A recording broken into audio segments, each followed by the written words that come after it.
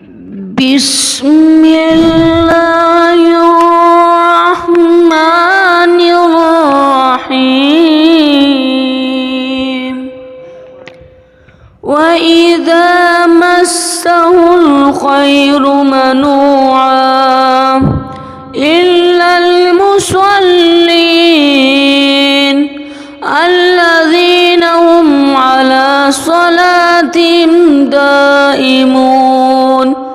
والذين في أموالهم حق معلوم للسائل والمحروم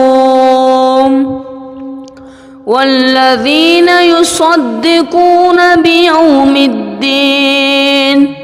والذين هم من عذاب ربهم مشفقون إن العذاب ربهم غير مأمون والذين هم لفروجهم حافظون إلا على أزواجهم أو ما ملكت أيمانهم فإنهم غير ملومين.